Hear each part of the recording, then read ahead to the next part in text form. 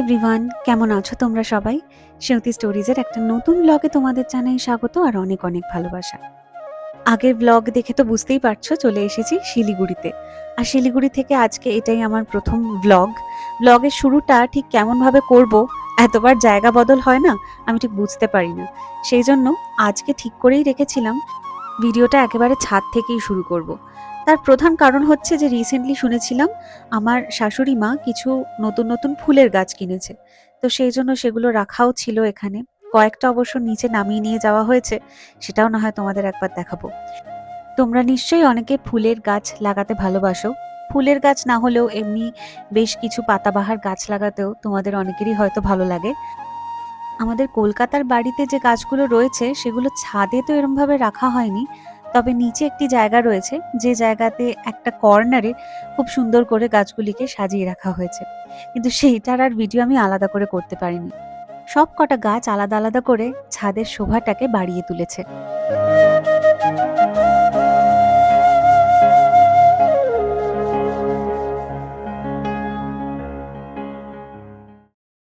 তখন তোমাদের যে বললাম কয়েকটি গাছ নিচে আনা হয়েছে, মানে ছাদে রাখা হয়নি, তার মধ্যে এইগুলিই ছিল। যার মধ্যে আমার সব থেকে ভালো লেগেছে এই গোলাপ ফুলের গাছগুলিকে।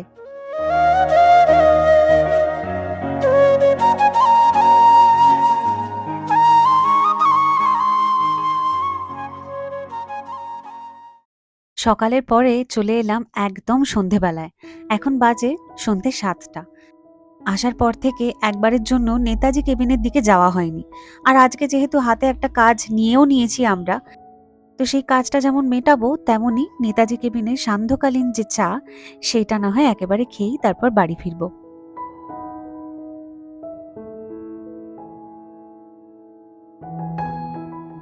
শিলিগুড়ি থেকে বেশ কিছু মানুষ আমার ভ্লগ দেখো এবং সেটা কমেন্টেও লিখে জানাও, আর আমার সত্যি খুব ভালো লাগে।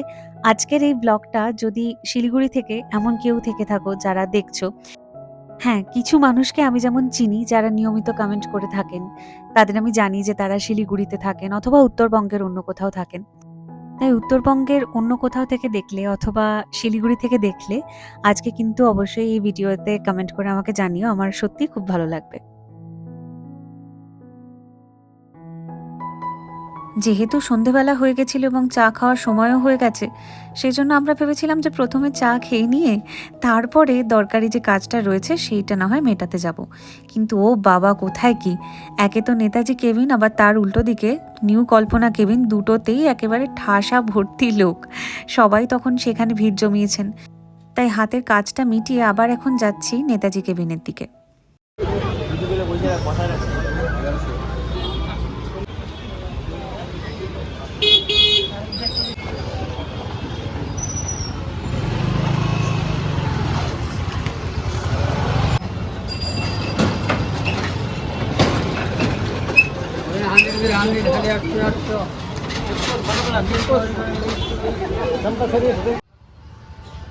এবার তো নেতাজি কেবিনটা ফাঁকা হতে পারে।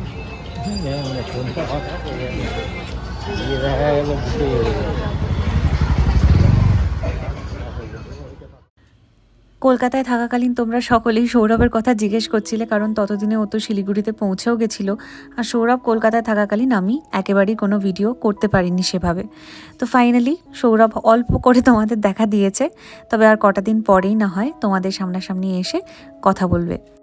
দেখতেই পাচ্ছ বসে পড়েছি নেতাজি কেবিনে, একেবারে এন্ট্রেন্সের পাশেই যে বসার জায়গাটা সেখানেই ফাঁকা ছিল সেই সময়তে। তাই আমরা আর সময় নষ্ট না করে ঢুকেও পড়েছিলাম।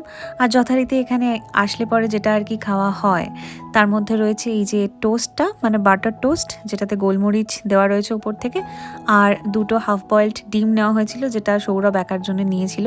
আমাদের কারোর ইন্টারেস্ট ছিল না আজকে এটা খাওয়াতে। আর তার সঙ্গে আমরা যেটা এখানে আসলে পরে খেয়েই থাকি সেটা হচ্ছে চা। সেটা নিয়ে এখন বসে গল্প করছি আর তার সঙ্গে দারুণ এনজয় করে চাটা খাচ্ছিলাম।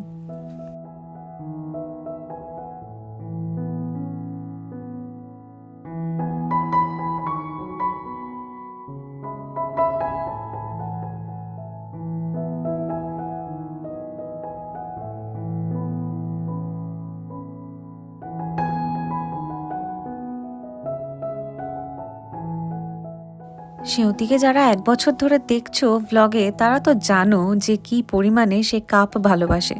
কাপ, তারপরে বিভিন্ন রকমের কাটলেরি সেট, এগুলোর প্রতি আমার একটা অদ্ভুত ভালোবাসা জন্মেছে এবং কাপের প্রতি হয়তো অনেক আগে থেকেই, এবং সেটা খানিকটা আমি আমার মার থেকে পেয়েছি বলতে পারো।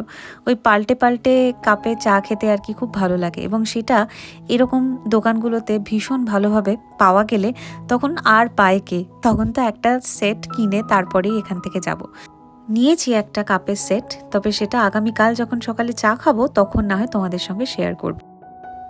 দেশের বাইরে ছিলাম মাঝখানে ২ বছর, আর ২ বছরের মধ্যে যখন যখন এসেছি দেশে, তখন শিলিগুড়ি হোক কিংবা কলকাতা, নিজেদের যে পছন্দের বাজার এরিয়াগুলো সেখানে সবসময়তে যাওয়ার চেষ্টা করেছি। সেটা একাধিকবারই বলতে পারো, কারণ এগুলোতে এত মানুষ দেখি, এত দোকান বাজার দেখি, ওই আলোগুলো ভীষণ আকর্ষণ করে।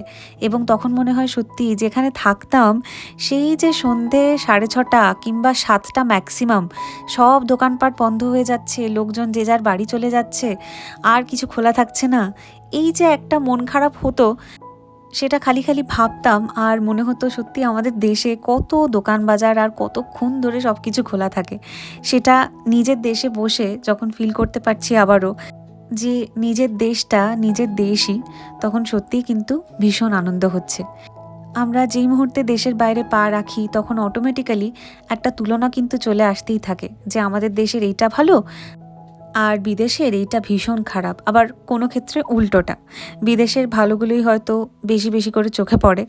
তবে ওই যে নিজের দেশে আসার পরে মনে হয় যখন এই জায়গাগুলোতে আসি, সাধারণ মানুষের সঙ্গে কথা বিনিময় হয়, তখন মনে হয় যাক, নিজের জায়গার যে কমফর্টটা রয়েছে সেইটা সত্যিই আর অন্য কোথাও পাওয়া যায় না।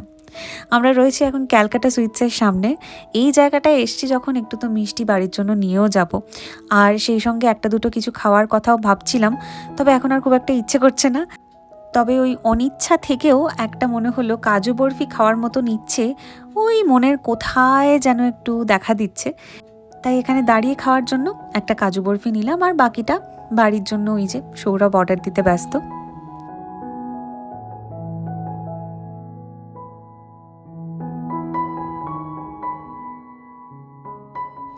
সন্ধেবেলায় এই ফ্রেশ শাকসবজির বাজার দেখলে দাঁড়িয়ে পড়ে প্রতিটা জায়গা থেকেই কিছু না কিছু একটু কিনতে ইচ্ছে করে। তবে আজকে আমাদের আর সেরকম কিছুই কেনার নেই, সেই জন্য কোনো জায়গাতেই আমরা দাঁড়ালাম না। তবে বাজারের চিত্রটা একটুখানি ক্যাপচার করতে ইচ্ছে করছিল, তাই যতটা সম্ভব তোমাদের জন্য কিছুটা কিছুটা করে ভাবলাম ক্যামেরাবন্দি করে নিই।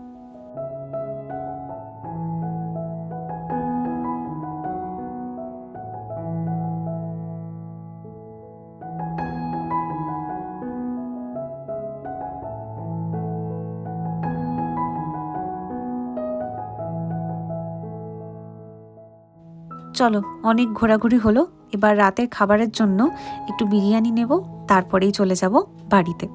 আর বিরিয়ানির জায়গায় এসে এইভাবে গরম গরম বিরিয়ানি, যেটা জাস্ট নামানো হয়েছে হাঁড়িটা, সেটা দেখতে কি ভালো লাগে বলো। এখানেই মানে ওই যে ঘ্রাণেন অর্ধ ভোজনং কথাতেই আছে, সেইটাতেই যেন মনে হয় যে গন্ধতেই অর্ধেক খাওয়া হয়ে যাচ্ছে।